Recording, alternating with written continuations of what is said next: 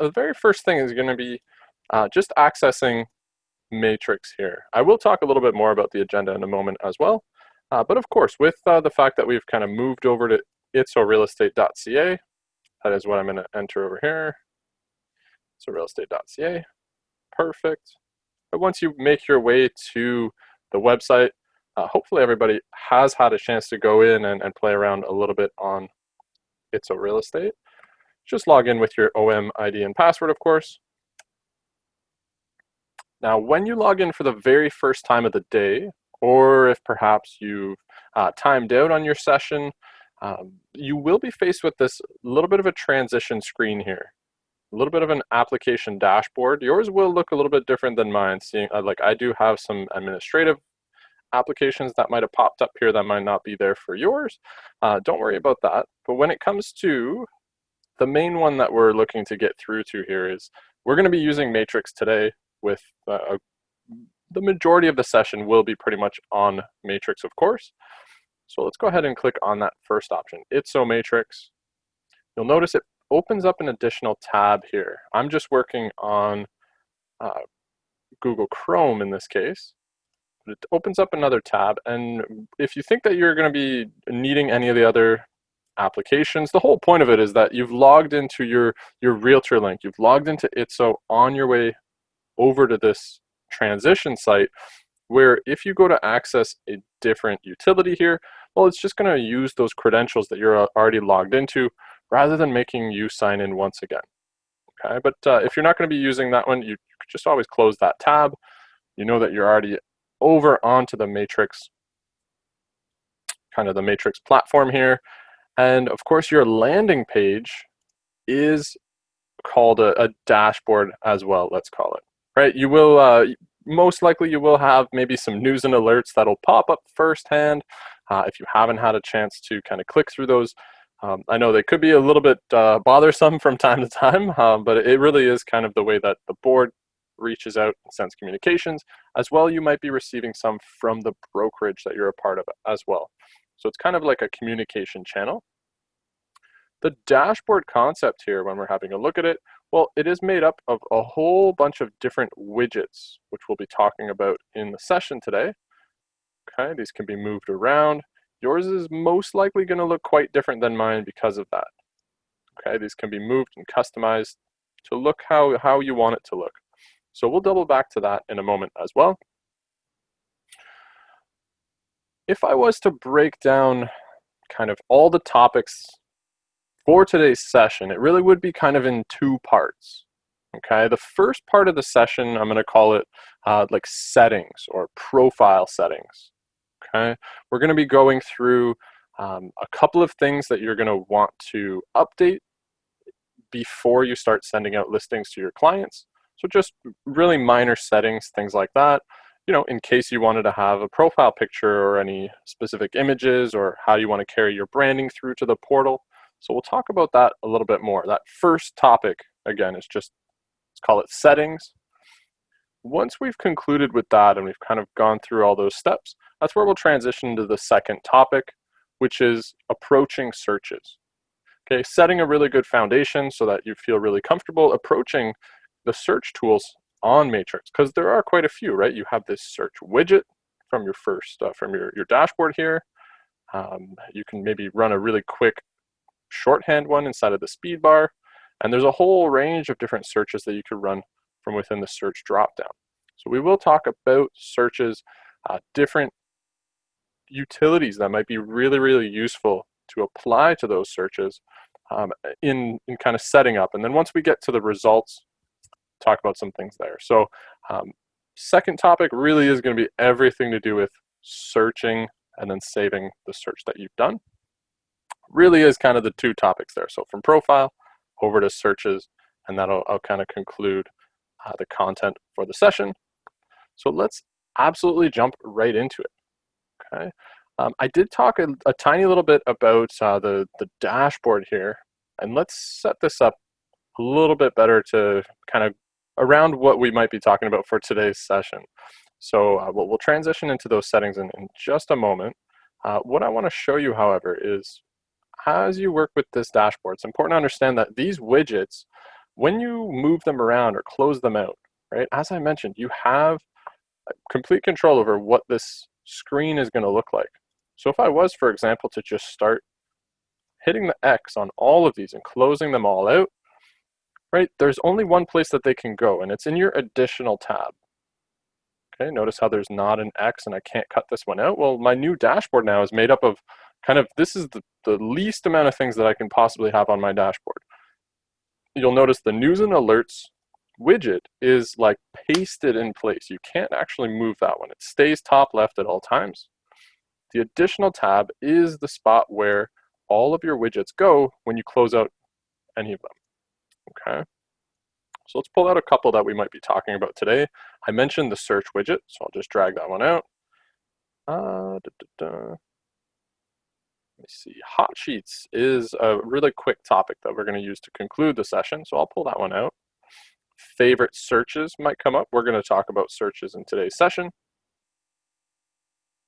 I think we might be pretty good with just those few, actually.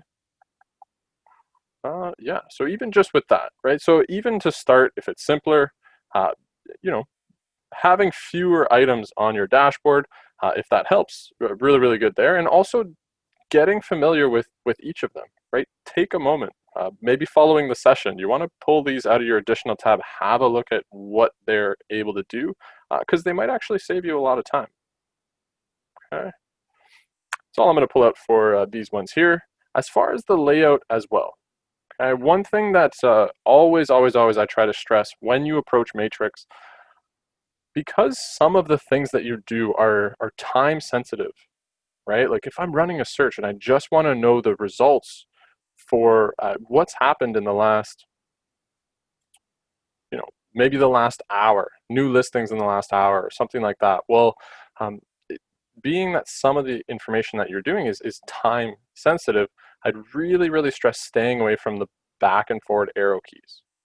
Okay, you'll notice that when I go to navigate, I'm always trying to get to a different screen by choosing an option and navigating back rather than using the back and forward arrow. So you'll notice that as I go to kind of navigate, I'm just going to click randomly here on residential. Under the search, my screen is going to change.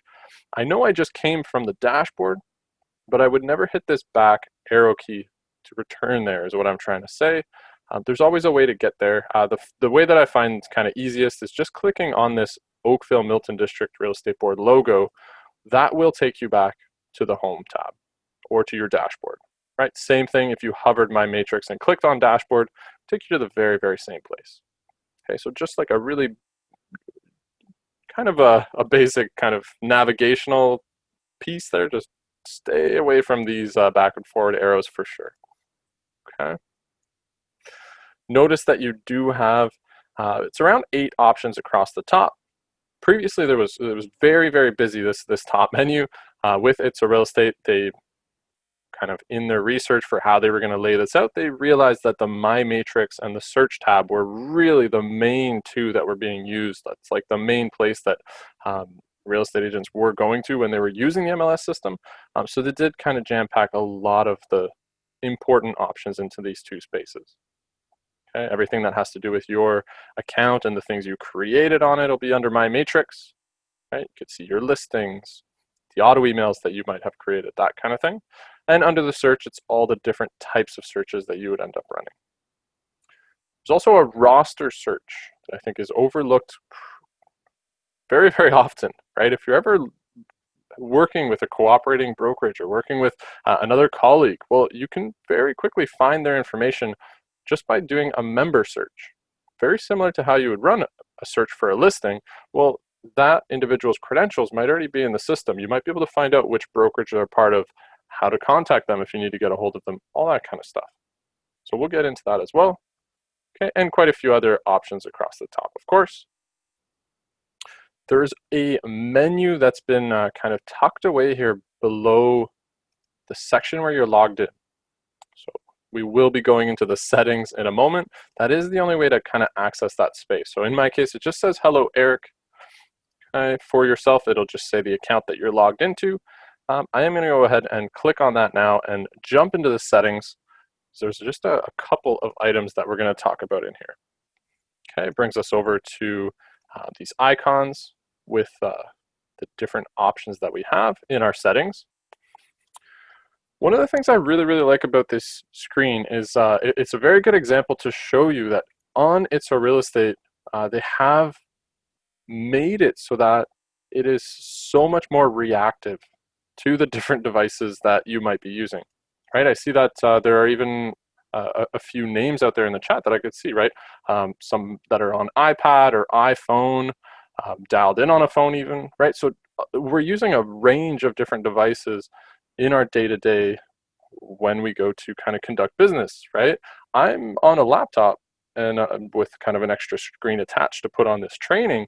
But what if you are in the field, you're at an open house when that's an option kind of thing, and you're speaking with different potential clients and you want to show them something on the MLS system? Well, you might just be on a smartphone when you go to do that, right? So watch how it reacts to that change. If I start to take this screen and I shorten it, right, make it look maybe more like the size of an iPad, well, it is going to react. It's going to give you tablet options, right? Maybe like a drop-down menu towards the top instead that shows all those options. It's going to show stacked. There isn't a side-to-side scroll. It's just one directional to be a lot more simplified. So that was something that really, really was lacking on the previous system. You may remember that it was just like if you were creating a size of a screen in this sort of shape, well, you would just have like, you would get lost in a big white space, right? So it has a lot has been updated on the front of how much more reactive it is for the other devices, which I think is a huge, very, very important thing there. Okay. While we're on this screen, where we are effectively going is into the My Information. There are two settings in there. We're going to just pull in a really quick signature and also talk about the portal header. Okay. Here's the email signature section, right? You'll see the default is pretty blank. And the header and footer by default has us on, I choose not to use a header and footer. Okay. If you are a little bit newer, I just want to introduce the header and footer at least before we make the change, but we're going to come right back here. We'll be working on both of these to kind of update those sections. One really important concept to understand is when we send listings to our clients, right, we're not sending like a printout or a PDF version that they just look at, right? We're in fact sending them an interactive tool. If I just send one listing and I send it via email to my potential client, let's say, they're going to get an interactive tool in order to access the listing information. That's called a client portal, okay? So not like a piece of paper that just has the information on it. They're getting like something that has search functions. It can access different things on it. So it's important to understand that concept and be ready in case your client has questions about that. And also maybe you want to change the layout to make it a little bit more personable, professional, that kind of thing. Okay, so that's where the header and footer is going to come in. I'm just going to get a random listing to show you what the portal looks like at this point. So don't follow along with this one. I know I'm going a little bit quick here. I just wanted to show you this preview. There we go. So this is a preview of what my client would receive right now if I don't make any changes to the portal.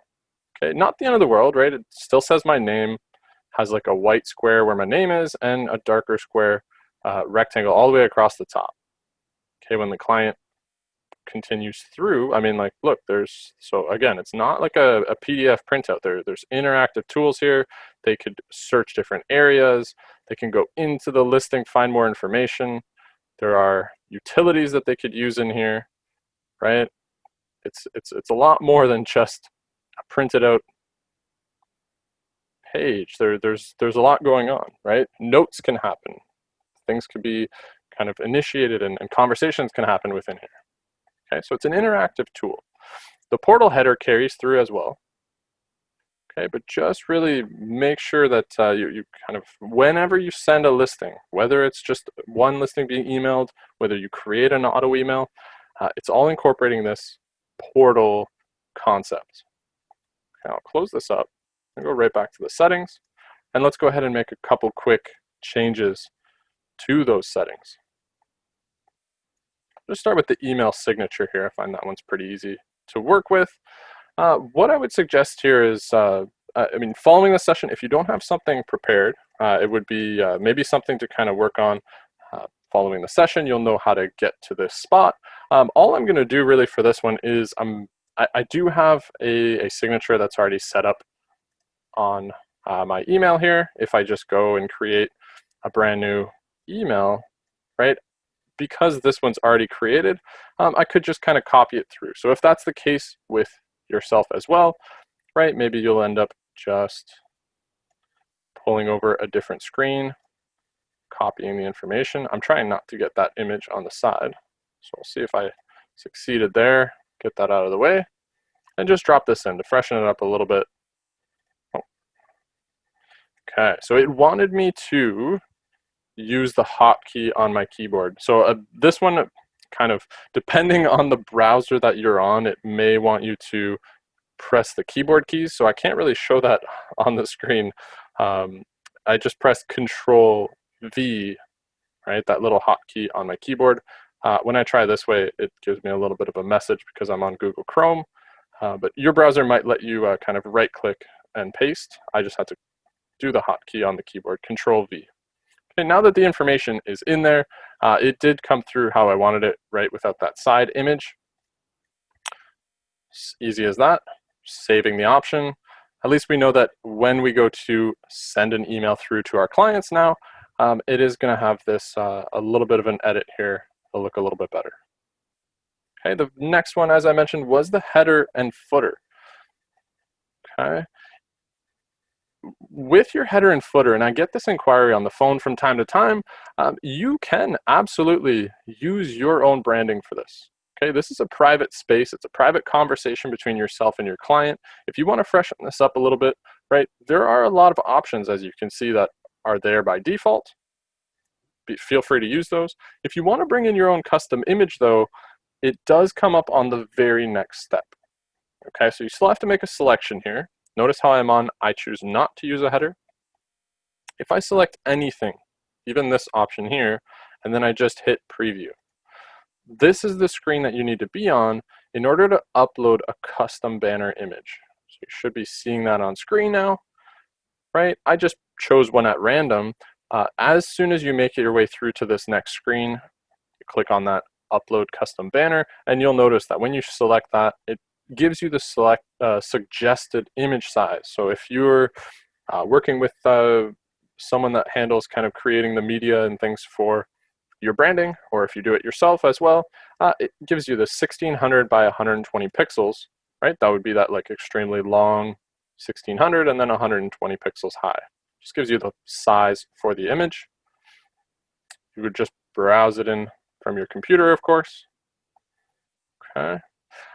Just given that I don't have like a professional one done or anything like that, I will click on this option here. I'll select a different one. I'll just grab one random here. I think usually I just go with this couch. Let's go with that. Seems fine. And I'll hit preview. So you see this sofa come through. There we go. So just like if you brought in your own custom image, you would see it populate straight away after having chosen that custom option. The very next part is if you're looking to include some more information here. Okay. It just has my first and last name at this point. The section itself might be a little bit obscure. It's called branding. Okay, and you see you have 5 drop-down options for this piece. If I go and I click and I want to bring in something like perhaps my email address, notice it pops up, shows you in the preview what it will end up looking like. Right, I can maybe do the office phone number, and if you really wanted, right, some more like office address kind of thing. So you have 5 options that can pull through. Okay, but where does this information come from? Okay, how do I make changes? If I ever want this to be updated or have different things pull through here, right, I'll show you that in a moment. Okay, so here I've just selected 3 of them. I'll just leave the name, email, and phone number. I'll hit save. Okay, and that's kind of the update. You'll see your changes have been saved at this point. Okay, you'll notice there are some other options on this screen as well. If you scroll down, if you did want to have like something come through when you are printing out a listing, if you want like a footer or anything like that, you can kind of work from there. Usually I just leave the rest blank. Typically I'm just looking to make a change here to get this, spice this up a little bit so that the portal looks more professional. Again, talking about where this information stems from, pretty important there, right? If we go to our My Information, or the information or My Information here on the left, you'll notice that that is the information that we were able to use, such as the email, right? The office phone number, the name, the address, things like that. However, they're all grayed out, right? You can't make changes to this. Well, it's because it's in a really specific place where you will make those updates. Okay, it's actually the board website. Okay, the website of the board that you are a part of.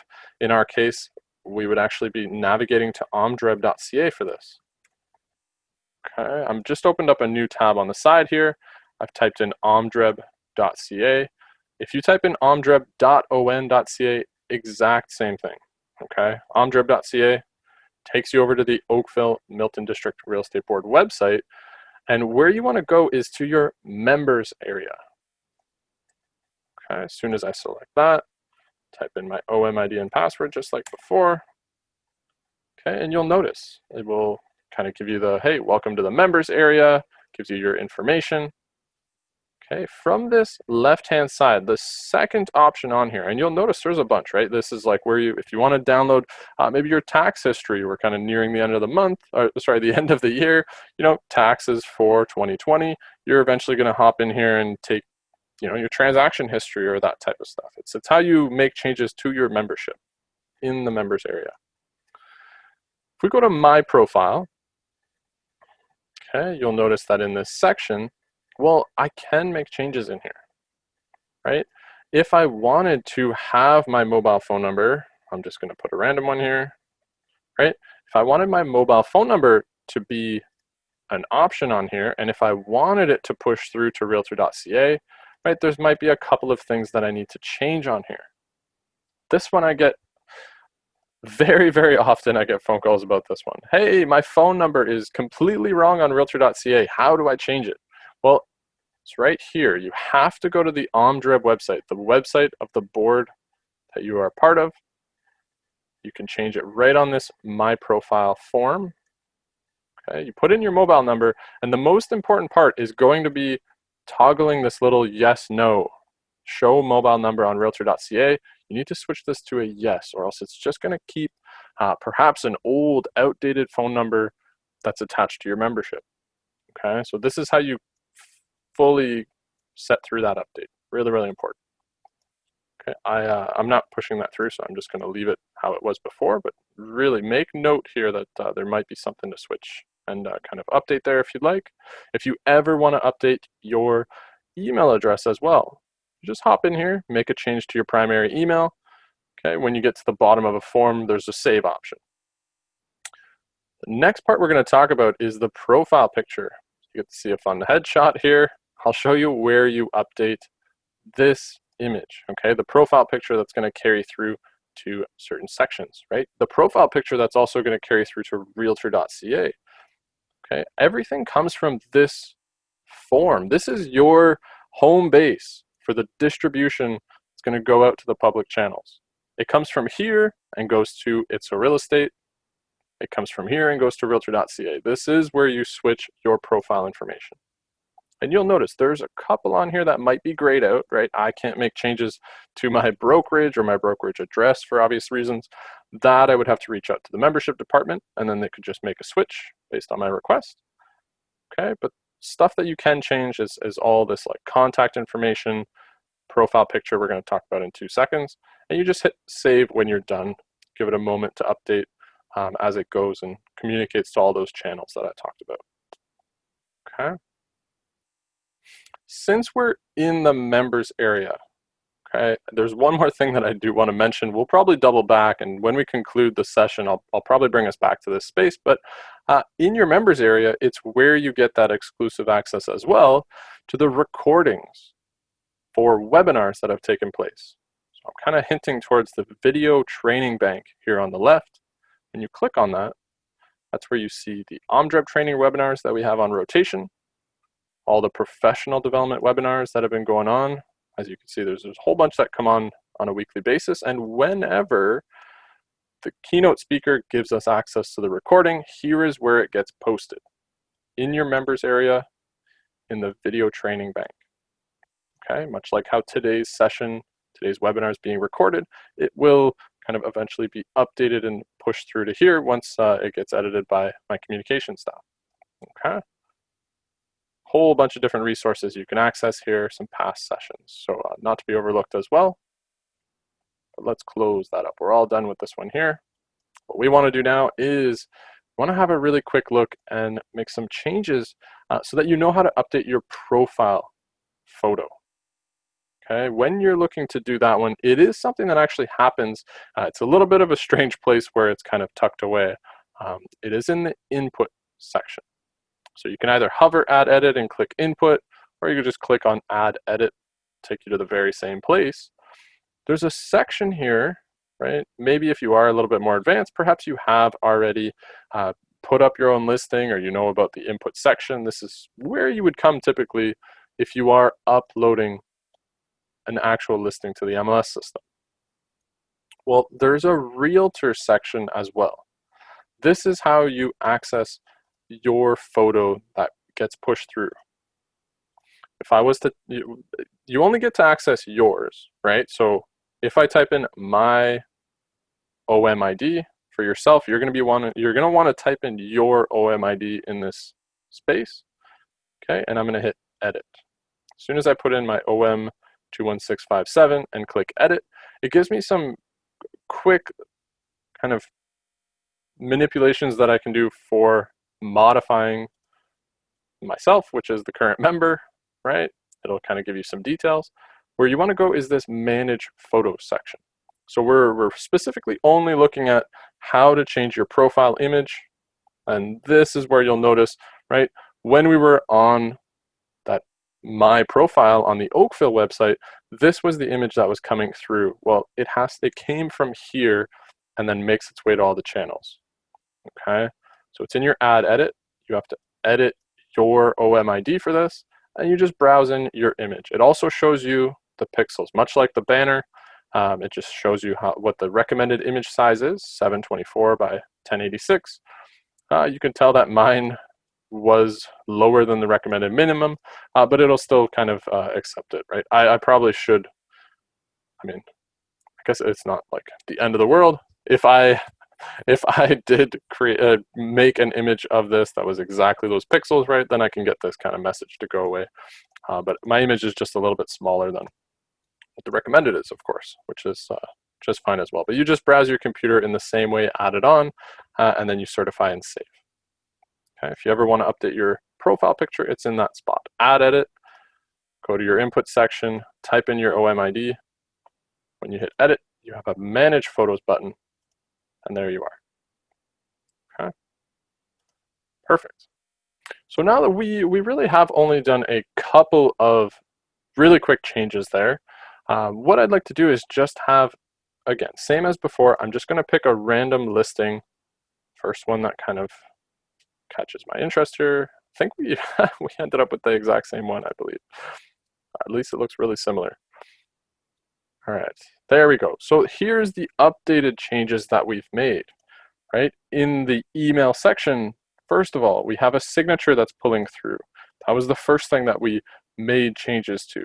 When we go over to the preview of the portal, well, we're getting exactly the changes that we made. Now, when we continue through and go to the next page, right, the header carries through. We have branding here. Client is one step away from reaching us if they want to get our phone number or that kind of thing. It's there. It's available right while they're working in this space. Okay, so signature, header, and footer, kind of those minor settings that you definitely want to get to. Remembering that what was there by default was just really blank, right? It was just my name. It's kind of a white square and then a dark rectangle. Not too much was going on there, but really, really quick edits are going to spice that up a little bit. Okay. Now that you know kind of the distribution of the different sections as well, it really kind of sets up. So if you ever need to make a change, right, really, really easy access to where you need to go. At this point, we will actually be transitioning now into that more major topic of approaching searches, okay? As I mentioned before, there's a whole bunch of different ways that you're going to be approaching searches when you're using the matrix system, okay?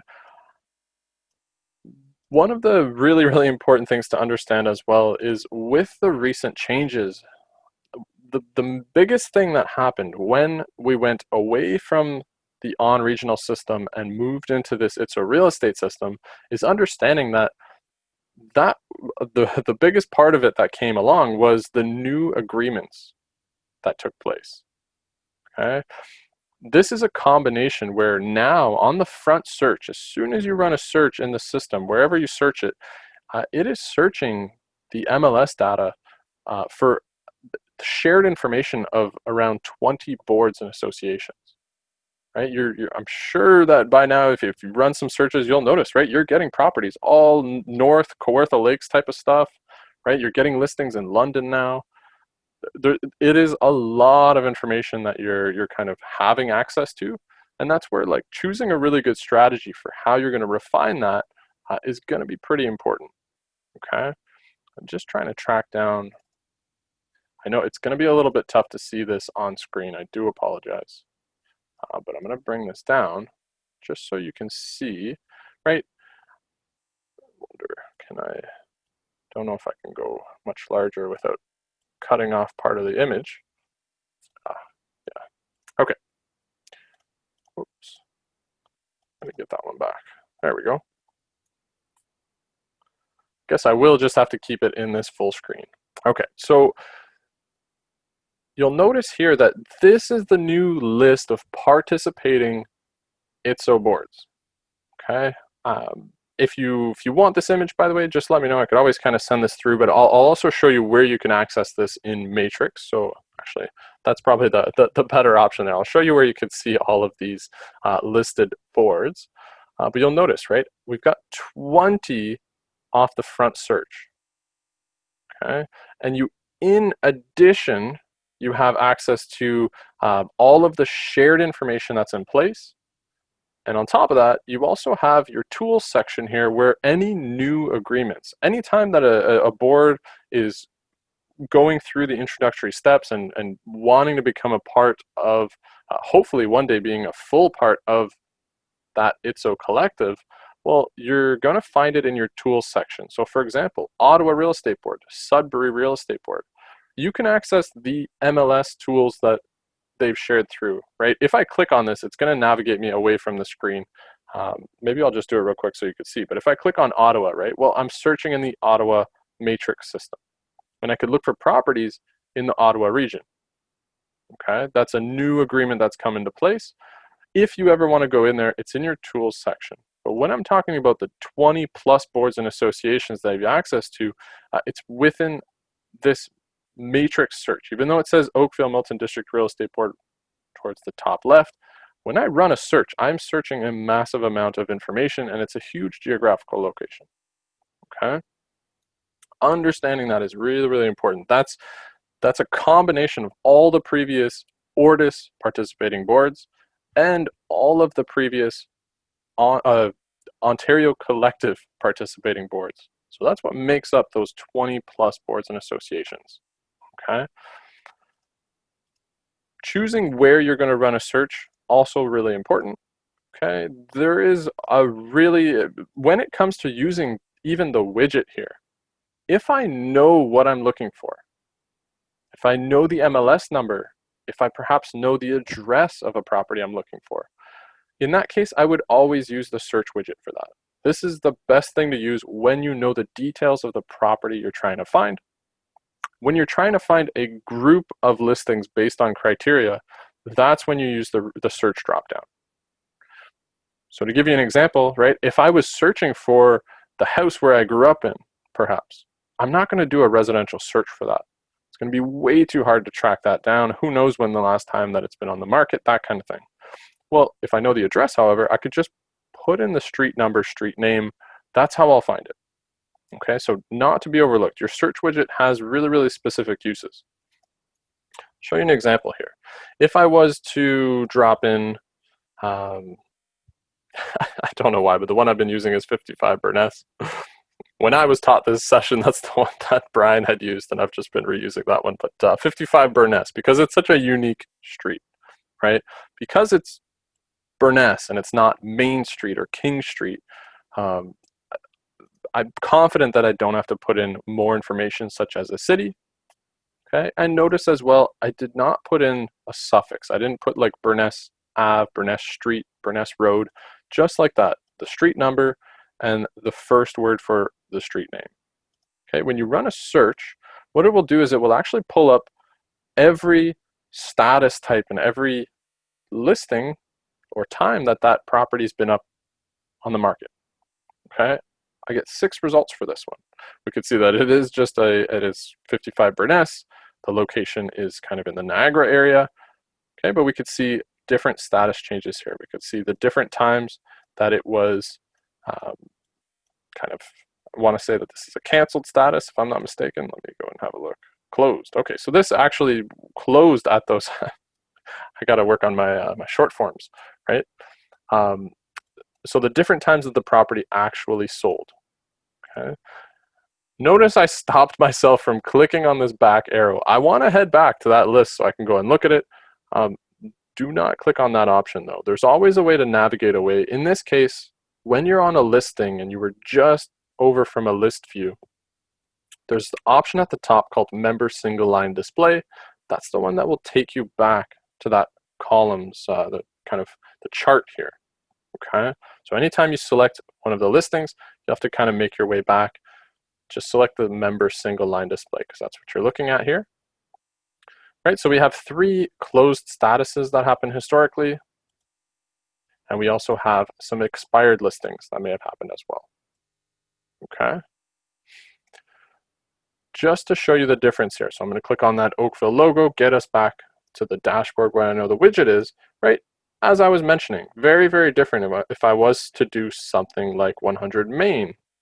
Right now, it's not unique anymore. Burness is like a unique street I wouldn't expect to be in a lot of places, but 100 Main Street, there's going to be a Main Street in Hamilton. There's going to be a Main Street in, well, it looks like right, Milton, Prince Edward County, which I don't actually even know where that is, right? Brighton, North Bay, all over the place. This is where you're starting to notice now straight away, right? We have access to over 20 boards and associations on any search.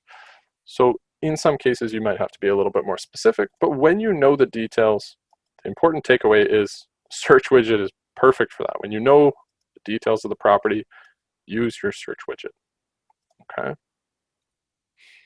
Same thing's gonna happen with your speed bar search. If you prefer using that one, right? If I just went 55 Burness and hit search, from time to time, depending on what I enter in, it might want me to do a little confirmation. So yeah, it is street number 55, street name Burness is what I was looking for. Give it a second to load, and it should kind of give us the same thing. Okay, 3 closed properties, 3 expired listings. Where we're going to transition from here is we're actually going to go into a roster search. We're going to do a member search so that everybody has an idea of how that works. And what I want to introduce in this one is a really, really important tool that may end up saving you some time or allowing a little bit more creativity when you run searches on Matrix, and it's the concept of the wildcard. The main wildcard that we use is the asterisks on our keyboard. So for that, it's Shift-8, that little kind of star. You'll see me use it in a second. And what it does is it frees up the search a little bit. Matrix is so specific. Okay, if you see me hovering here, by the way, geez, that must be coming through really, really small, almost impossible to read probably on the iPhones and stuff like that. But in this message that's on screen, you'll see the 3rd line. I'll just read it out in case it's a little bit too small. I can't zoom in on that, unfortunately, but it says, if the full name is not known or the spelling is unclear, use the asterisk as a wildcard to replace the missing information. Really, really key component there. Okay. If I was to For example, right, my name is Eric Grand. Maybe I don't know how to spell that, or I just forgot while I'm searching. Well, I mean, it's myself, but I mean, if you're ever searching for me and you're trying to find my email address to send me an email, you have a question or something like that, right? This is going to carry through and be the case for any of your other colleagues, the other members. It's all public information. You could search for other members through the member search, of course. Well, in this case, I've just put G-A-R-A. So what I'm telling the system is that I'm looking for a last name. It must start with G-A-R-A. However, the ending could be just about anything. Okay, I've got 5 matches for that. So in 5 matches, I might be able to track down who I'm looking for. In this case, I'm just looking for the name Eric Garand. And perfect, it does come up. Okay, but we also got Garami, Garand, Garang, Garasto, right? A whole bunch, and you can see how the asterisks really freed up the search, because the search is usually, it's just so rigid. Okay, it could be a little bit tough to work with when we might be used to using things like a Google search, right? Google is a search engine that's like, it will give you, hey, did you mean Eric Garand? Right? It'll give you suggestions. Matrix, well, it just won't do that. Okay, if you don't get it right, it's just going to say there's no results. But Eric Garand is an option. Usually, it'll just be something that we entered that just wasn't exactly what Matrix was looking for. So it's not even your fault. It's just Matrix is so rigid as a search. You might have to use things like the asterisks to work around that. Okay. Notice that the kind of, whether it's a capital letter or lowercase letter, also doesn't affect it. Okay, if I went back to the member search and I actually did G-A-R-A all caps, okay, lowercase, uppercase doesn't make a difference. This is totally, it's going to give me the exact same results, even though it's capital G, lowercase a, you know what I mean? So you don't have to take into account whether it's a uppercase or lowercase. However, right, some of the things that you may need, it really kind of brings in that asterisk. And that's the first part that I'm going to show you. So easy way there, right? You were able to track this down. You'd be able to click on that. That's where you see the image coming through from the add edit that we went and changed, my email address, my phone number, things that were on the Oakville website where we went to change them in the members area. Okay, but you could always access information like this for your colleagues. If you want to find a cooperating list agent or cooperating buyer agent or whatever the case may be, you can find their information pretty quickly in a member search. Even if you don't know how to spell their name exactly, perhaps you can use the wildcard to help you out with that. Okay. Let's talk about the wildcard a little bit more. Where we're going to go for that is now in a residential search. Right?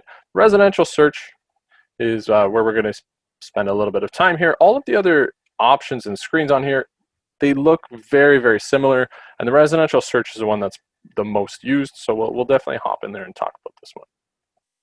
Okay, when we make our way in, you'll notice there are some things that are selected by default. You can make changes to those defaults if you'd like, but for right now, as expected, we have active status is checked off, as well as conditional. Kind of points to the fact that we have kind of statuses, date ranges available towards this top left-hand side. We could tell what kind of search we're in because it does say residential. Another thing to notice, we have 3 tabs that we're going to be working from. Criteria, map, and results. You're going to notice me switching in between these. Whenever I approach a search, I'm moving from one to the other as I make small changes. You're going to notice that. And always, always, always, keeping an eye on the number of matches that you have is also really, really good practice. Right? I make a single change, I see how the matches get affected. I come back, maybe make a quick change to the price, keep an eye on my matches. Keep that strategy in mind because that's how we're going to run searches. Okay. The layout in general has all this property information towards the left-hand side. Statuses, everything about location if you prefer to use kind of the regional options rather than the map. You have them towards the center. Waterfront section. Public remarks. If you want to search by public remarks, which we're going to do by using the asterisks in a moment, It's down here towards the bottom center. And on the right-hand side, specific qualities and listing information. So if we want to search by price or by features of the listing, we can do that from the right. Okay, so definitely get familiar with this form. It's meant to feel a lot like the info data sheets or the input data forms, right? When you go to list a property on the MLS system, you're carrying over one for one what's on your info data sheet and what you signed off with your client. You'll notice the input screen is very much in that shape. So is this search. You're kind of telling Matrix, hey, this is the thing that I want you to find that a listing agent might have put on this particular listing. Okay. So let's make our way down. We are going to be talking about public remarks because we're still in that idea of the kind of drawing a blank here, the wild card feature. Okay, so I'll show you something really quick. If I was to picture this sentence, just to try and show you the best way here, in the remarks section, perhaps, I know this probably isn't how it's going to be written, but let's say,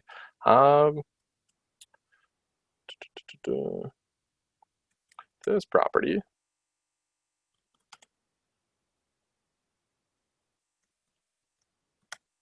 this is not how it's going to be written, but this is all I'm coming up with right now. So this property includes a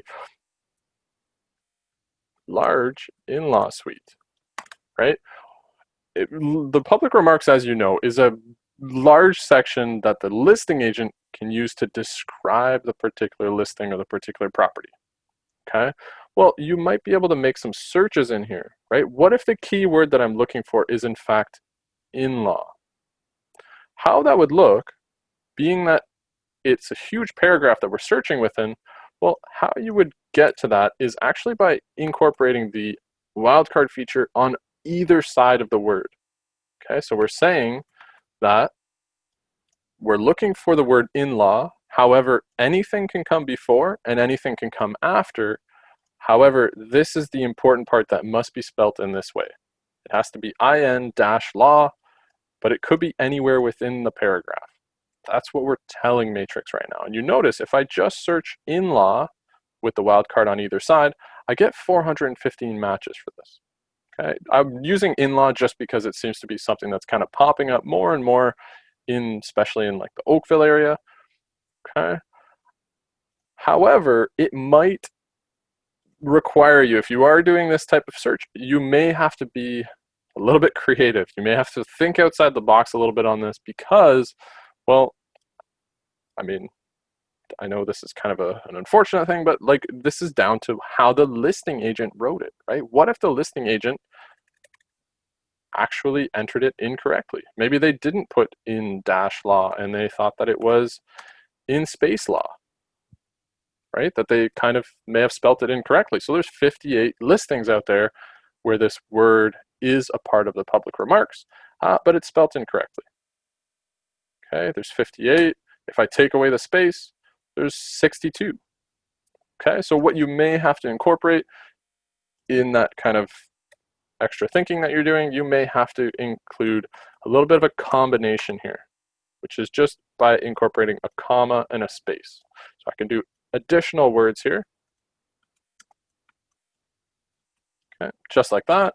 In-law with the hyphen, in-law with the space, in-law in this sense, right? Maybe we want to start doing nanny suite and things like that in case that's in there as well, right?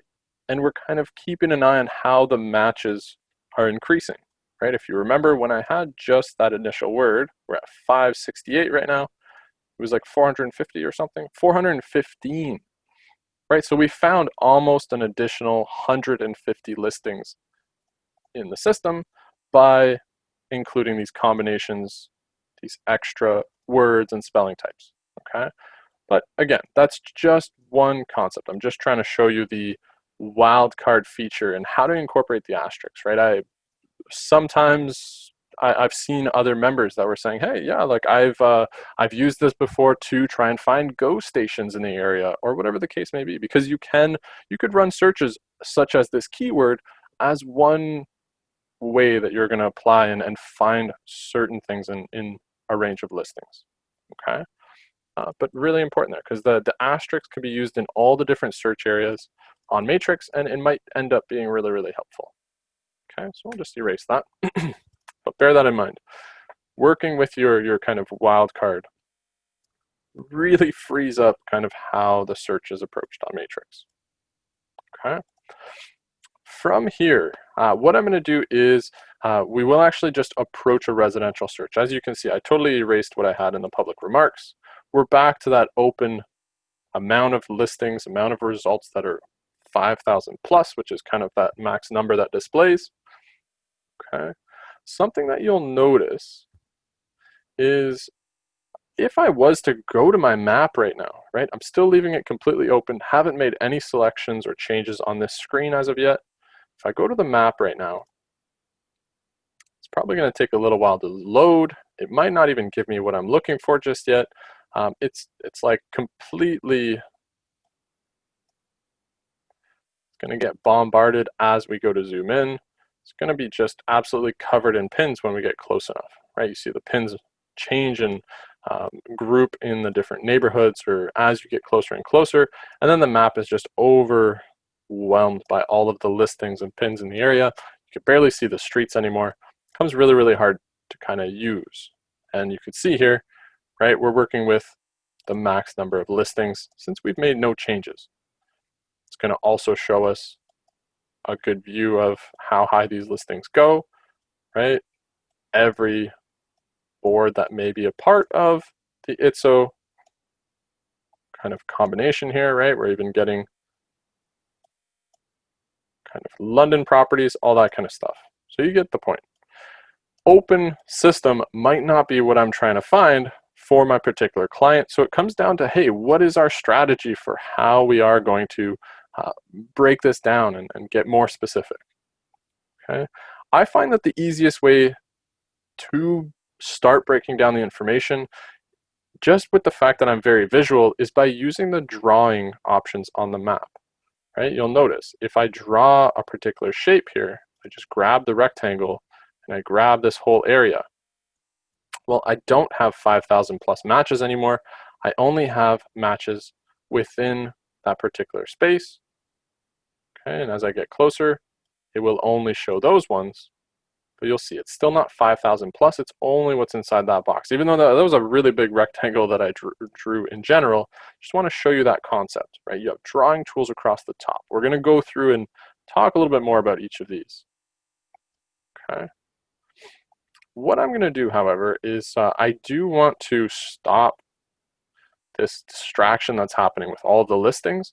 And how I'm going to do that is I'm going to zero out my results on purpose. I'm going to make it so that we have no matches whatsoever. Typically, the easiest way that I like to do this is just by putting a 0 for my price. Okay, of course, now we have no matches. There aren't any listings on the MLS system that are listed at $0. So now we don't have any listings whatsoever. Okay, it's just temporary. We're going to be taking this away later on, but that's just so that we can actually work on the map without all those pins, right? If I was to hover that little red dot in the corner, I could delete the shape, but the whole point is just, hey, I mean, now we have, I feel like the view of the map is a lot less stressful, right? It's not covered in 850 pins, even in that rectangle that we made. We purposefully have 0 listings, and it's just so that we could start to talk about the region that perhaps our client has outlined for us. Okay, maybe we're going to draw over a particular area, and then we'll go back and do our criteria as a second step. Right, your approach might be a little bit different, but I'm going to take this one because it is kind of my preferred way of kind of hopping in and working and dealing with the neighborhoods and things like that, which I'll show you some strategies for. So you did see me use the drawing tool a tiny bit here. I did use a rectangle for that. There are a couple of different types of drawings you can make, right? There's a radius, rectangle, polygon, and a freehand polygon. Okay, they're all going to have their own kind of look and feel to them, so get familiar with them. I'd say hop in and definitely have a peek how they work, how you draw the shapes with them, right? What type of stuff that you're able to do. Okay, and that was the freehand polygon, right? So you can make kind of like whichever shape that you would like, and also you can a lot of the time make some quick changes to some of the things that you have on there as well. Okay. This last option here, I've got clear all shapes. So if I did want to just get rid of all those drawings we made, you can always just kind of clear it out.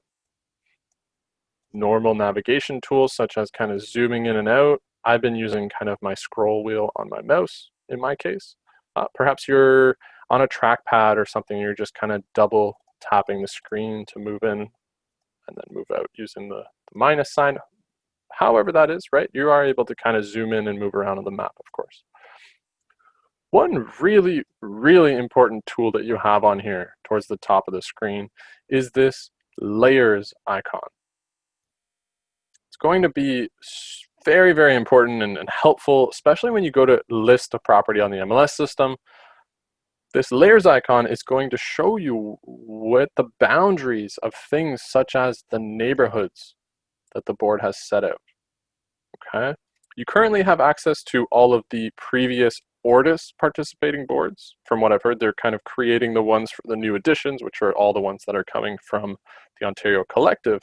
But you'll notice when I click this, this layers icon and then I toggle this neighborhood, well, I'm able to see the exact boundaries of the different neighborhoods, right? If I'm dropping a property right here and I'm listing our Oakville main office, for example, right? Well, how do I find that? I make my way over, I find that it's 125 Navy right at the corner of Church. Well, what neighborhood is it a part of, right? Well, I could find out very quickly that it's actually in the old Oakville and not Central Oakville, right? So getting that differentiation and seeing that line visually, I think helps out a lot. And it might even help out right when we're kind of creating a little bit of a drawing here for what our client's looking for.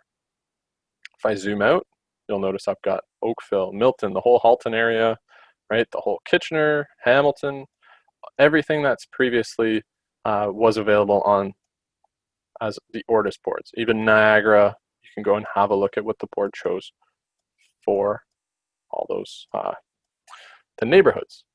Okay, and the reason why I really, really like the drawing as well is because when you're working on Matrix, understanding that there might be some other shared agreements in place, right? We're sharing information one for one, right through to the Hamilton board. We currently have perhaps some exclusive shares in place where you can see the listings that a Toronto agent put up on the Stratus system, if it's in the Oakville area perhaps.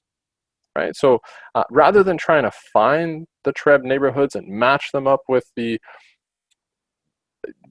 OMDREB neighborhoods that are on this ITSO platform, it's going to be so much easier to just draw the region in comparison to going in here and adding all these neighborhoods from the list view, right? If I was trying to get Glen Abbey, well, I got to select the TREB Glen Abbey, then I would have to go down and find the OMDREB Glen Abbey, that type of thing, right? So let me just erase that. Instead of doing it in that linear way, perhaps instead what I'm trying to do is I'm just going to draw over Glen Abbey. If I can get my screen to not go so slowly. I think my internet is a little bit slow where I'm at right now. Okay, so I drew Glen Abbey, for example, and any listings that fall in this area would now take into account all of those shared neighborhoods.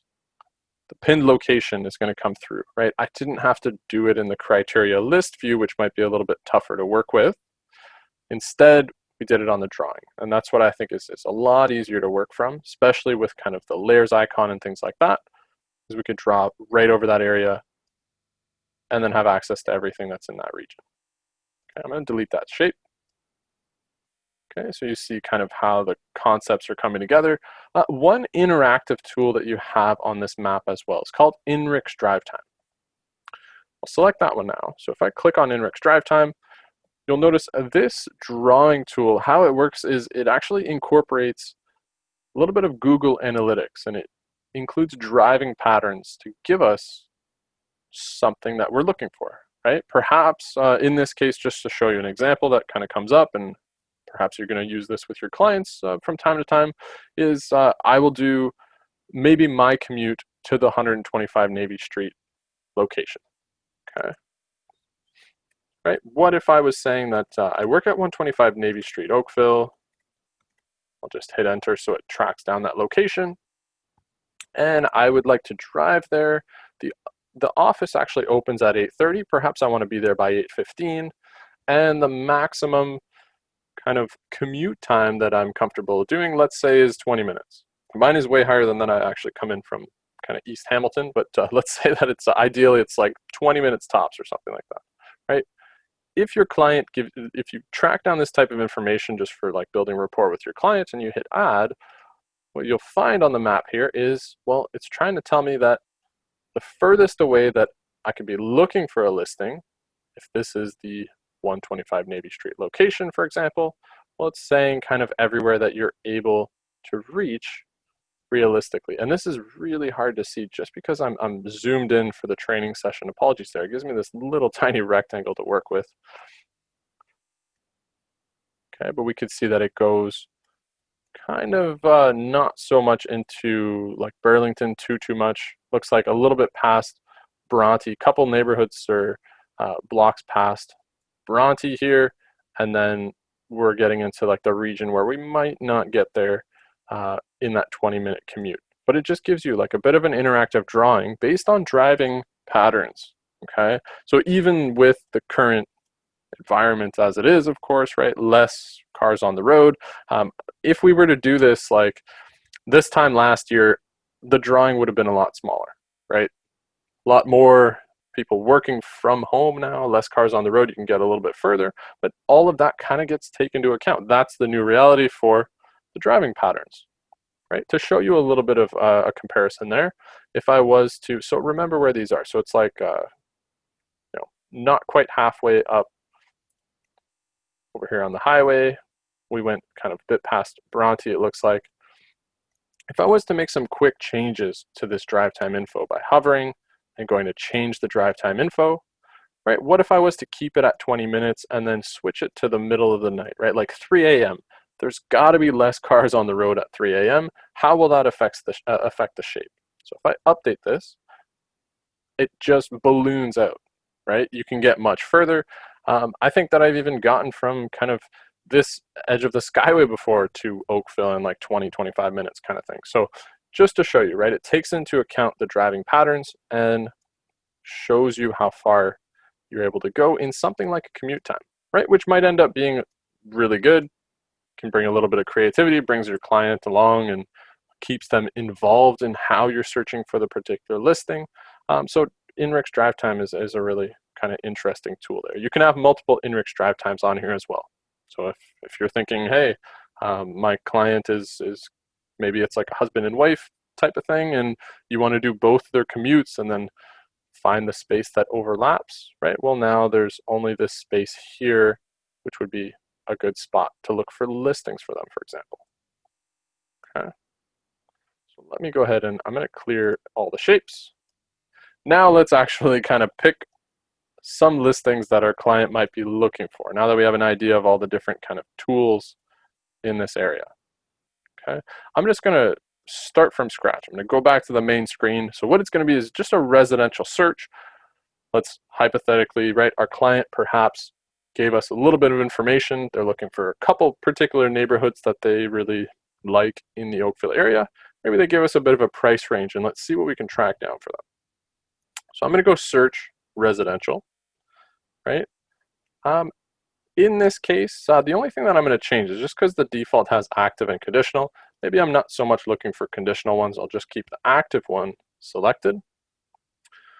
Aside from that, the only thing, as I mentioned before, that I would do on this screen right now is zero out my price on purpose so that we could jump straight to the map. Like my first goal always is going to the map to start my search. Okay, the area that my client or that our client maybe set out was in this kind of Glen Abbey area. Maybe there's a little bit of kind of Westmount, West Oak trails coming into play. Well, to get a better idea of where those are and how to draw them, let's activate our neighborhood icon here. Okay, and if I was to maybe try to incorporate these, I'll draw a polygon, go from this section here. I'm going to do like a rough drawing here to the edge of Westmount.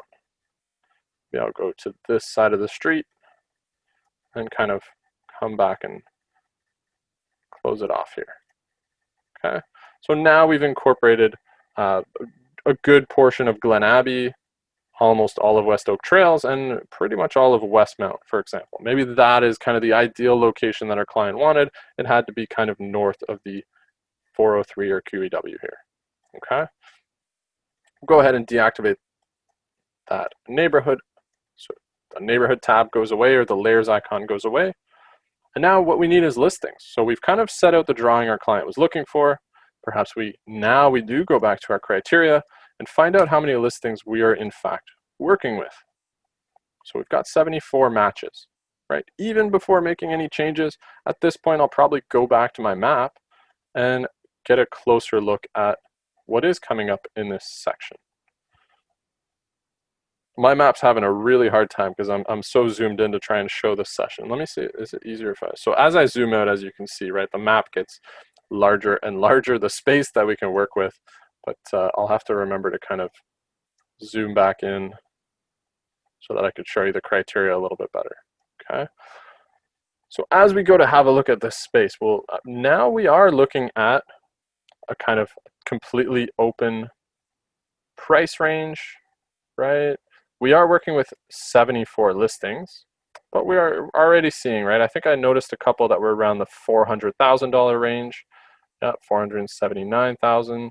Sure, there's going to be some that we're going to run into that are even going to be above the 2 million mark. There we go. There's a 5-bedroom, 6-bathroom home that's 2.2 million, right? So at this point, we could start thinking about maybe how we're going to strategize, take some next steps to refine this a little bit, right? I'm not going to be sending my clients 74 listings.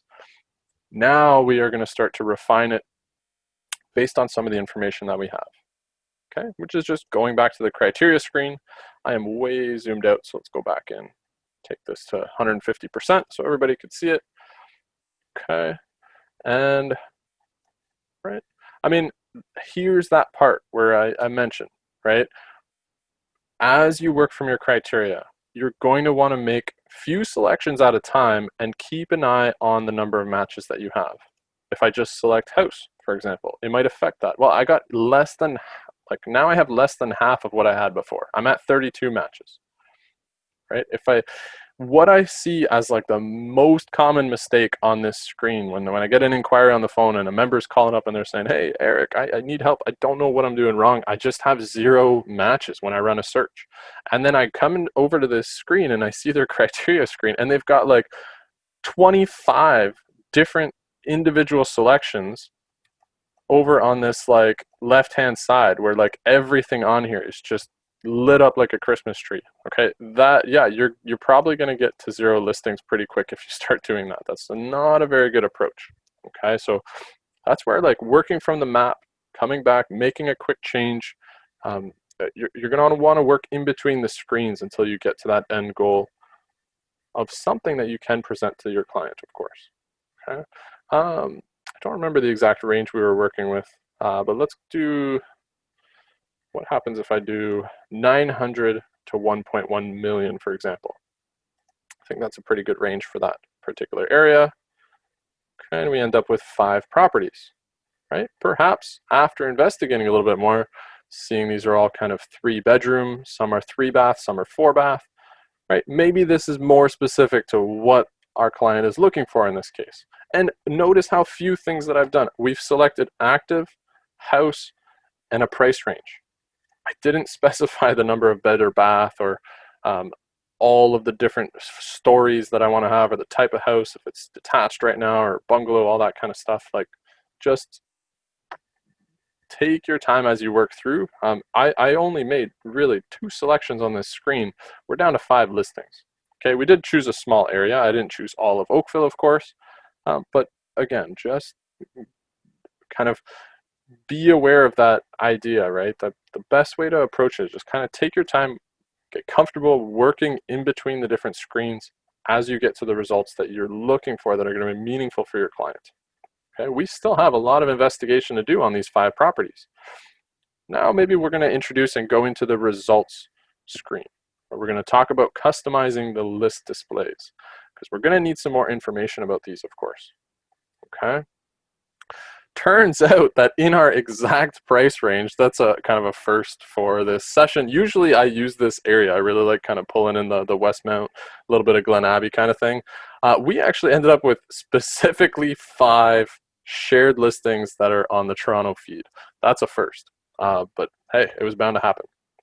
Okay. Usually we get a pretty good range. I'll get like 2 Toronto, 2 Hamilton, and 2 kind of Oakville listed properties, but it looks like these are all coming in from the Toronto feed, which is kind of cool to see as well. Okay, but working with 5. When you're on this screen, so we're going to take a moment, we're going to talk about this screen, we're going to manipulate it, make some changes to it. Some things to notice, right? It is in this kind of shape of rows and columns.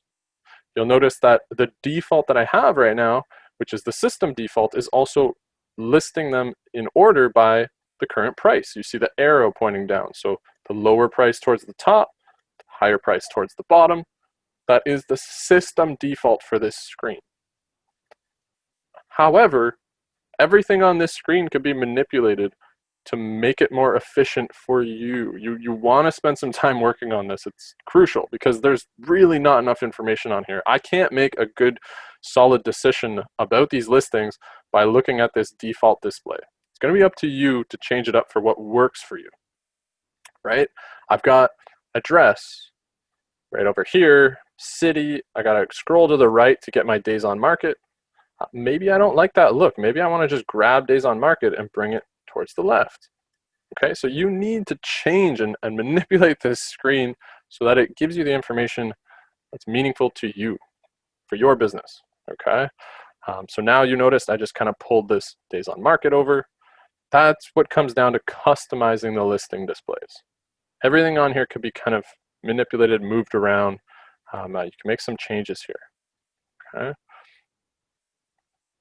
Let's go ahead and add a new column. So again, when you're doing that, I did it pretty quick there, apologies. When you're moving around the columns that are available to you, okay, if you'll notice that when you hover over that gray area, so like everything in this box has to do with city, right? As soon as I hover over that gray area of city where the title is, it gives me like that little, I don't know, what do you want to call that? It's like the move icon, really. And it kind of allows you to kind of drag and drop when you're in that space. Okay, so anywhere in that gray area, that's when I click and drag. If I was to instead just click directly and let go, right? Because here, when I'm kind of moving something, I'm more like clicking and holding down my left click and until I move it and then I let go of click, right? If I instead was if I just clicked in the gray area and let go immediately, well, it would give me some options of how I can manipulate. Perhaps I want to get rid of that column completely. Maybe I don't want the address column. Well, you could just hit remove and kind of get rid of it, for example, right? Maybe what would be one that I can get rid of? Maybe I'll just get rid of the, not that I would, but let's just get rid of the total bathrooms, right? If I clicked on that and hit remove column, well, now it's gone, okay? What if I wanted to add in an additional one, something that might be useful in this section, such as, hey, like the breakdown, hey, which neighborhood was it in fact a part of? Well, if I insert a column, you'll notice that all of the different column types are in this list, and you have a keyword search. If I type something that's part of the word, right, NEI, even with just NEI, the neighborhood and subdistrict comes up, and if I hit apply, well, now I have a new column that tells me which neighborhood it was in fact a part of. Looks like, well, I mean, they're going to be the TREB ones because we found 5 TREB listings, but we have, it looks like West Oak Trails and Glen Abbey were the main ones that we ended up incorporating here. Of where we landed on the map happened to be in those particular neighborhoods. Okay, and that's how they lined up. So again, in the criteria section, now we're starting to see that indication, right? If I wanted to find these properties, If I was using the criteria section instead, I would have had to been really, really specific and make sure that I had Glen Abbey and West Oak Trails, wherever it shows up. Okay, so if I go, maybe I'll pop this open a little bit more and try and find that. OMDREB West Oak Trails, there we go. Right, I'd have to really specifically kind of break down those areas. There, I'll just get rid of them actually. We already have our drawing. There we go, I got a 5 matches back, perfect, go back to results. Right, so just to show you, the drawing took this into account. I didn't have to go find them in the list and kind of get frustrated trying to track down exactly how it's written and what lines up with the Oakville neighborhoods, of course. Okay, so really important there, as I mentioned, right? You're going to move things around. You're going to add in some extra ones. Maybe there's things like, I mean, ours is going to be, I mean, perhaps in a different area, right? You might want to enter something like a type of date range, right? Maybe we're just working with active properties, but at some point, maybe I'm going to want, you know, commencement dates, closing dates, things like that. Maybe the date that the property sold. Ours is going to be blank, of course, because we're only looking at active listings right now. But there might be some additional columns that are really going to kind of help out however you end up structuring this. So be aware that they're there, get a little bit familiar with it, okay? The most important thing to do after you've made changes to this screen is choosing and saving those changes, okay? If you don't save those changes, the next time you run a residential search, it's going to be back to that old default. So you have to save that information, and how you do that is right here from the gear icon. So if I click on the gear, and then you'll see there's 2 options available to you. You can either, it's kind of a mouthful, but set current display, sort order, and count per page as my search starting default. That's the option I'm going to choose if I want to save everything I've done to this screen. Or we can reset to the system search defaults.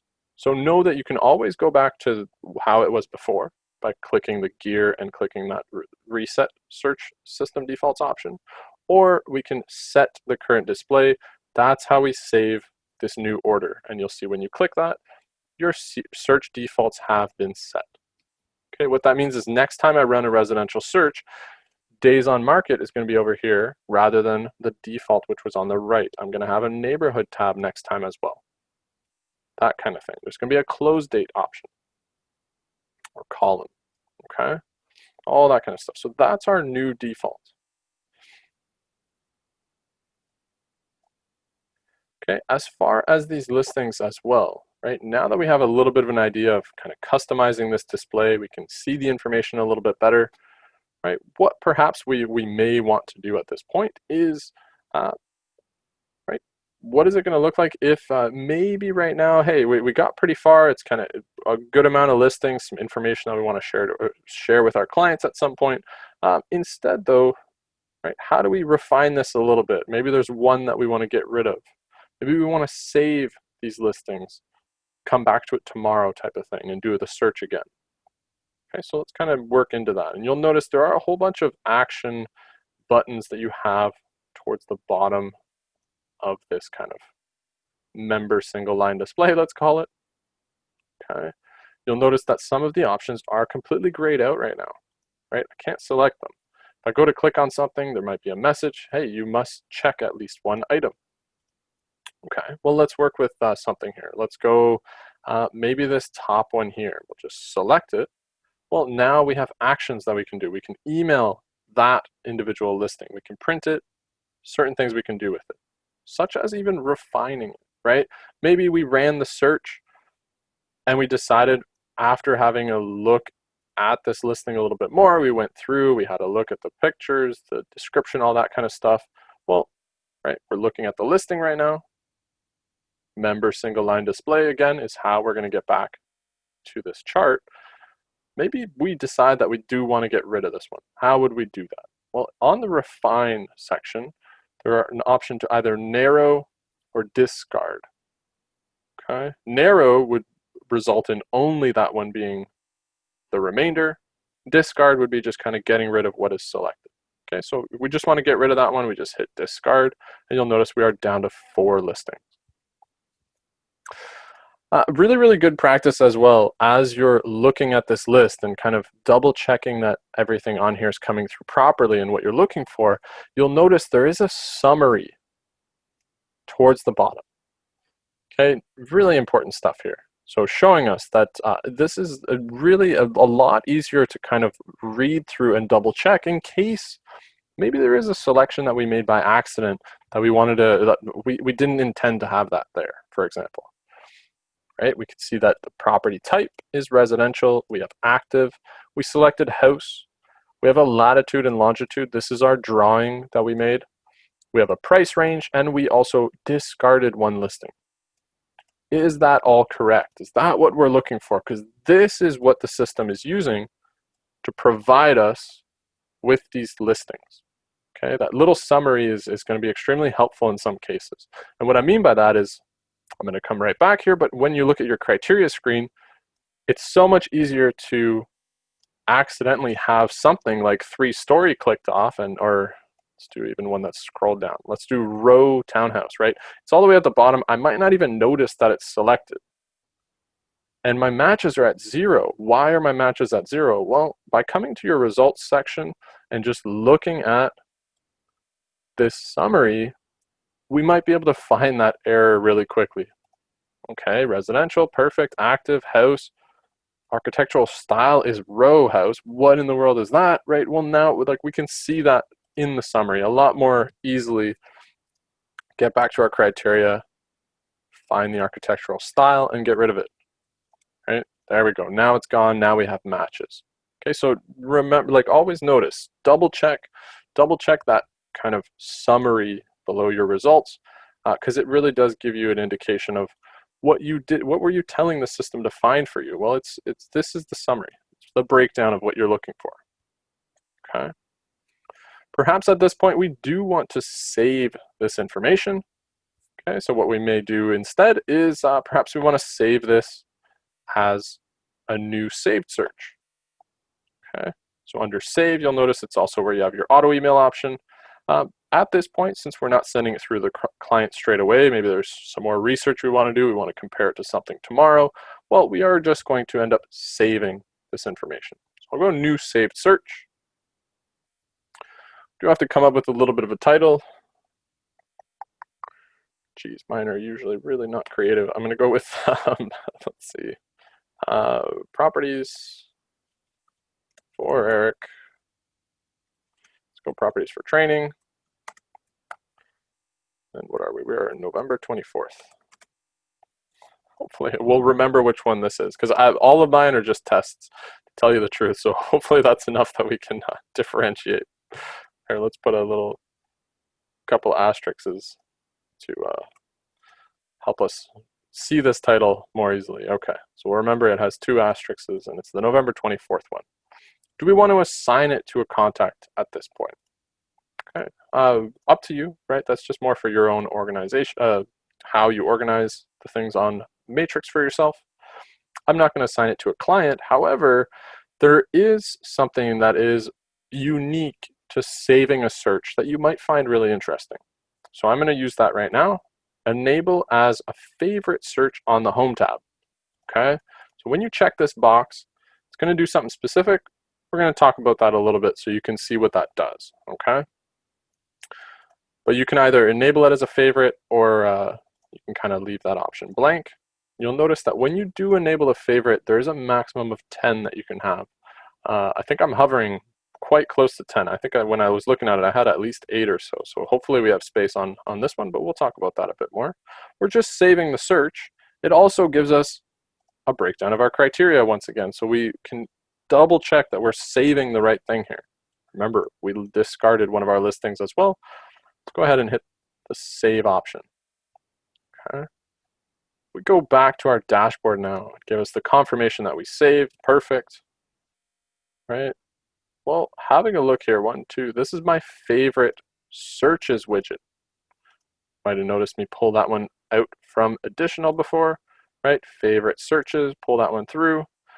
The one with the 2 asterisks is, I'm glad that I put those on because I have quite a few in this list. Let's see, 1, 2, 3, 4, 5, 6, 7, 8, 9. We've got 9 on a max of 10. Okay, you can manage these at any point. You can kind of go in and take some of these so that they're no longer favorited or that kind of thing.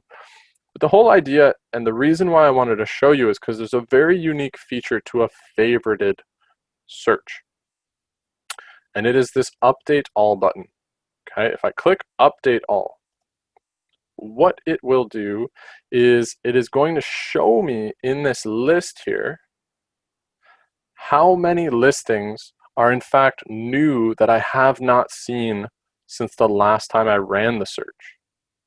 Okay, I can either click on properties for training, which would run the search and show me the 4 listings, or I could click on 0 new. I mean, I won't because there's none, right? And that would only show me the new ones. Like hypothetically speaking, if I wanted this search to be run next Monday, right? Well, next Monday, there might be a 1 or a 2 in here.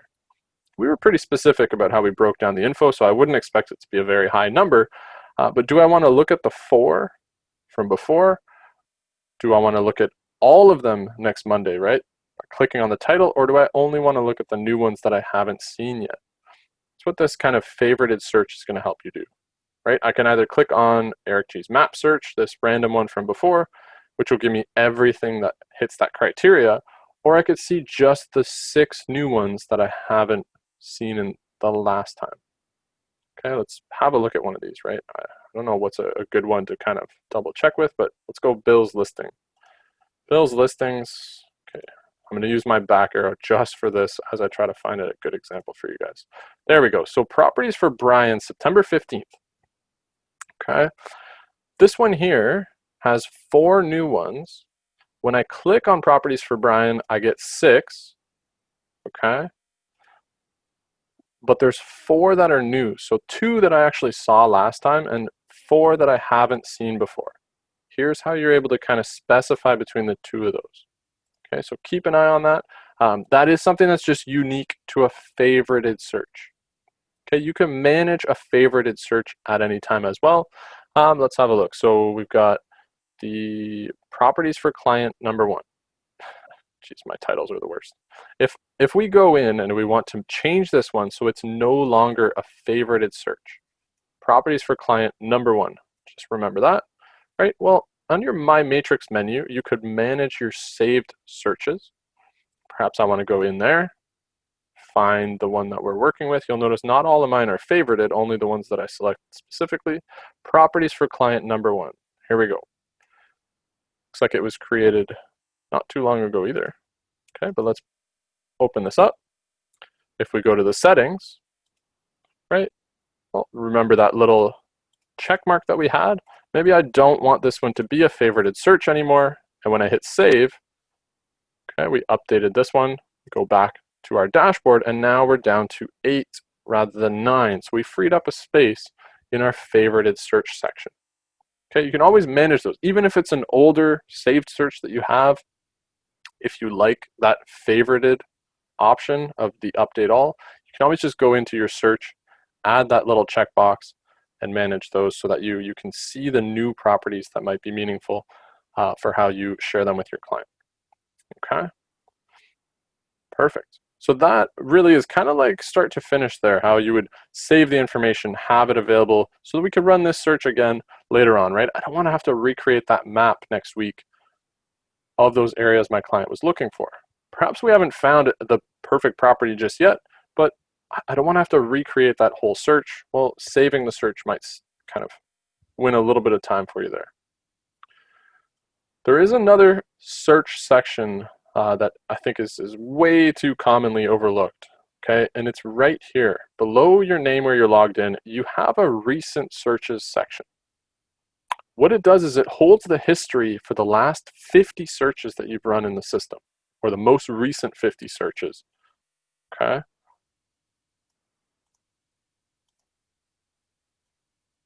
You'll notice here, what's something that maybe we ran earlier today? We ran a whole bunch even during today's session, it looks like. Like here's earlier in the session today when we were running things like uh, street street number 55, street name Burness, right? And we got the 6 listings. Okay, so it looks like this is a very recently has been updated as well. So we're not getting looks like there's probably about like 20 or so that come through just with the new look of it. Okay, but if I was trying to find something like that, like the search that we did for Burness, I don't have to type that in again. It is in our recent searches, which is just right here. Okay, remember this search from earlier in the session. Perhaps we want something else. Perhaps we're looking for back when we had 74 results in our drawing. What this would lead me to believe is that it's the drawing that we made over top of like Westmount, Glen Abbey, things like that. However, it doesn't have a price range or house selected. If I click on that, I can go confirm. Perfect. It is that shape, and nothing is selected, such as house or a price range, right? You have a recent searches section. If I closed my computer or I got distracted and came back, forgot to save the search, looking in my recent searches might be the first place that I'm actually going to check. So just want you to know, like, not to be overlooked. You have some really good information in here. Okay, it's just up here towards the right. The very last concept that we're going to talk about really briefly here before we go into a question and answer period is the idea of hot sheets. Now that we have a little bit of groundwork, we know how to manage the search screen, we know how criteria works and things like that. Well, maybe what we'll do is we're going to apply it to a hot sheet, which is I find the easiest. Like, you might find your own kind of goal for how you approach the hot sheet. I think it's just a really good way to keep an eye on my trading area, or keep an eye on the market in a particular area that I'm working in. You'll notice mine probably looks a lot different than yours right now as well. We've got new residential and multi-residential in Oakville, and also new residential, multi-residential in Milton. Okay, so just follow along. I'll show you we're going to recreate this. Okay, how a hot sheet works is it allows you to run a time-sensitive search. In this case, I've chosen to go with 24 hours. And if I click on something like my new residential, multi-residential Oakville, well, I'll see just the listings. Looks like 10 listings that have come in just within the last 24 hours. We have a timestamp, yesterday's date, from 2:35 yesterday to 2:35 today. That's our 24-hour window that we've created here with this hot sheet. And I could just look at particular types of listings in an area, or however you want to break this down is really up to you. A hot sheet is only going to be as good as the customization that you give it. Okay? But it can become a very effective way to keep an eye on the market if you like this type of tool. Okay? I'm going to go into Customize here. And what I'm going to do, in fact, is I'm going to click on Restore System Defaults, just to go to the view that yours most likely is looking like. Okay? This I did on purpose myself, for example. You'll see us recreate that. I'm just going to restore the system defaults and hit OK. There we go. This probably looks a lot more like yours if you haven't played around with your hot sheets. Just all these currently are just placeholders. It's important to understand that these aren't doing very much. When I click on them, they're just going to search the open system. As you know, we're dealing with over 20 boards and associations. If I clicked on residential, I probably would find that this is not a very useful tool, right? You have to go in and edit the criteria if you want it to do anything meaningful for you. And that is the reason why mine are, like, usually when I approach a hot sheet, I completely change it up and edit it. Right? If I hit done here, you'll see this is probably what your hot sheets look like. You have all your placeholders, you still have your time frame. If I click on residential, well, in the last 24 hours, there's been 1,100 listings, but it's Hamilton, Guelph, Milton, Port Stanley. Maybe like I don't intend on listing a property or selling a property in these areas right now, so I'll probably customize my hot sheet to make it more meaningful. Okay, let's go to Customize. The very first thing that I do is, because these are just placeholders, I don't even know why they give us all of them. I don't see the point, so I just kind of delete them. That's why you saw mine was so blank. I get rid of every single one at a time here. Just hit delete OK, delete OK. I like to just start from a blank canvas here, because we have to edit the criteria anyways. I just don't see a point in keeping the ones they gave us. So when you start with a hot sheet, just start with a blank screen. The only thing left to do is to add a new hot sheet, and that's where we're going to start. Perfect. Adding a hot sheet. What type of kind of property type is this going to be? And we also have to name it. Okay, so in the kind of where it says cross property, that's where we're going to make a selection. It's all the same ones that you would have remembered from your search dropdown. Things like, hey, is this a residential sale or is it a residential lease? Right? Farm, land, all that kind of stuff. Also a really good time that I'll actually introduce cross property here to tell you a little info about that one. Okay, so how cross property works. Okay, not to get confused with what it's referring to, but it really is. It's just if you would like to incorporate more than one property type, the way that you would do that is by using cross property. Okay, I can't do residential and multi-residential because I can only select one. I can't do farm and land, right? We can only select one in the list. However, if we choose cross property, we will be given the option to combine a couple of them later on. Okay, so cross property is just what you use if you want to bring in multiple property types. And we'll give it that name, the same name that we had from before. We're just recreating what was there, new, residential, and multi-residential in Milton. Hit save. Okay. Now I've created a hot sheet. It's still not doing anything until I edit the criteria. So really important there. All we did was name it. Let's go to edit criteria now, right? We could always rename it, add another one. Let's just edit this criteria though. And you'll see we are on a cross property hot sheet. Looks very much like a criteria screen. What happened though is because we chose cross property, you'll notice that we have change type. Well, because of cross property, we also have a property type. The only time you're going to see this property type section is when you're using cross property. Now I can use farm and land if I want. Now I can use residential and multi-residential, or I can even combine residential and residential lease if that is what you're looking for. Okay, in this case, we gave it a pretty specific title. It's just going to be new listings. So out of all the change types, we'll just go with new, residential, and multi-residential. Perhaps in the way that I kind of manage my business right now, maybe some of my clients are looking for duplexes and fourplexes. So just to open that and broaden it a little bit, I'll bring in multi-residential, just in case. Okay, and we also said Milton. So perhaps in the city, I'll just search for Milton and make a selection. So even just like that, 1, 2, 3, 4 things that we did on this screen, we hit save, we hit done, okay, and we have a newly created hot sheet here. If we have it set to the 24 hours you saw before, for example, right, we know when we click on it, it's going to run the hot sheet. Well, in Milton, turns out that there are 13 new listings between 2:40 p.m. yesterday and 2:40 p.m. today. Okay, so now I can gauge the market, right? Perhaps this is like a strategy where if I want to keep an eye on things that are changing and how this evolves and new things that are coming in, well, maybe it's part of my routine, right? Maybe tomorrow at 2:45 p.m., maybe that's around the time that I like to run it. Kind of, maybe I had some showings before, I have some showings later on, and 2:45 is kind of a window where I have a quick second to check the MLS system. Well, right, I make the selection, I could see what's new in my trading area. Okay, so kind of like if I want to use the hot sheet for something general like that. And you could be as specific as you want, just like any search that you might run.